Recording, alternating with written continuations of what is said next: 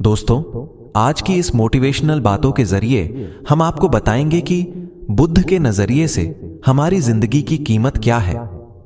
हम में से बहुत से लोग अपनी जिंदगी की वैल्यू नहीं समझते और अपने जीवन को ऐसी चीजों में बर्बाद कर देते हैं जिनसे हमारा नुकसान ही होता है। कुछ लोग अपनी जिंदगी शराब के पीछे बर्बाद कर देते हैं, तो कुछ लड़कियों के चक्कर में, और कुछ अपनी सारी जिंदगी पैसा पैसा करके बर्बाद कर देते हैं। आज की इस बुद्धा स्टोरी के जरिए आप जानेंगे कि हमारी जिंदगी कितनी कीमती है और हमें अपनी इस कीमती जिंदगी को किस तरह जीना चाहिए। एक बार की बात है, गौतम बुद्ध अपने शिष्यों को जिंदगी से जुड़ी अच्छी बुरी चीजों का ज्ञान दे। सभी शिष्य उनकी बातों को बहुत ध्यान से सुन रहे थे। उन सभी में एक शिष्य ऐसा था जिसे प्रश्न पूछने की बहुत आदत थी। वो उठकर गौतम बुद्ध के पास गया और उनसे बोला, आप हमें जिंदगी के बारे में जो कुछ सिखा रहे हैं उस सब का क्या फायदा, क्योंकि हम में से बहुत से बच्चों को यह भी नहीं पता कि हमारे जीवन का मूल्य क्या है और ये जीवन हमारे लिए कितना कीमती है। पहले आप हमें यह बताइए कि इस जीवन का मूल्य क्या है।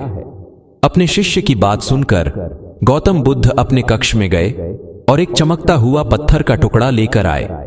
वो टुकड़ा उन्होंने अपने शिष्य को दिया और बोले, मैं तुम्हें इस जीवन का मूल्य तब बताऊंगा जब तुम इस पत्थर का सही मूल्य पता लगाकर आओगे। न साथ ही ये ध्यान रखना कि तुम्हें ये पत्थर का टुकड़ा किसी को बेचना नहीं है। गौतम बुद्ध की बात मानकर वो शिष्य बाजार की तरफ चला गया। बाजार में सबसे पहले उसकी नजर एक फल बेचने वाले पर पड़ी और उसने वो पत्थर उस फल वाले को दिखाया और बोला, इस पत्थर के बदले आप मुझे कितने फल दे सकते हो?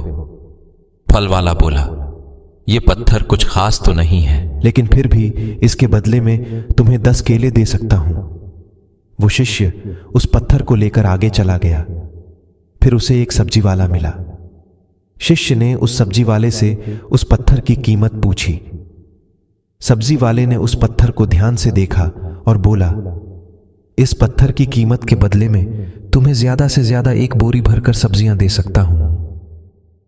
इसके बाद वो शिष्य उस पत्थर को लेकर एक सोने के व्यापारी के पास गया। उस पत्थर की टुकड़े की चमक देखते ही उस सुनार ने उसकी कीमत 100 सोने के सिक्के लगाई। शिष्य ने वो टुकड़ा बेचने से मना किया तो वो सुनार उसके बदले 200 सोने के सिक्के देने को भी राजी हो गया, लेकिन शिष्य ने वो पत्थर नहीं बेचा। असल में ये एक बेशकीमती रूबी है। ऐसा रूबी हर किसी को नहीं मिलता। मैं अगर अपना सब कुछ बेच भी दूं तो भी इसकी कीमत नहीं चुका सकता।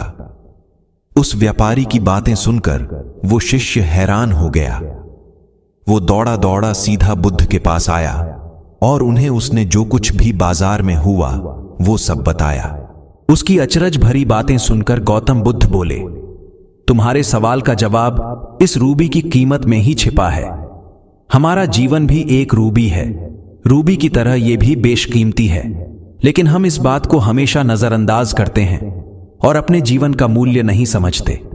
हम दूसरों को देखकर और उनके जैसा जीवन जीने की कोशिश में अपने जीवन की कीमत को कम कर देते हैं। हम ये सोचते हैं कि हमारी जिंदगी की कीमत वही है जो दूसरे हमें बताते हैं, लेकिन ये बात हमेशा ध्यान रखना कि सामने वाला अपनी हैसियत, बुद्धि और अपनी समझ के हिसाब से तुम्हारी कीमत लगाता है।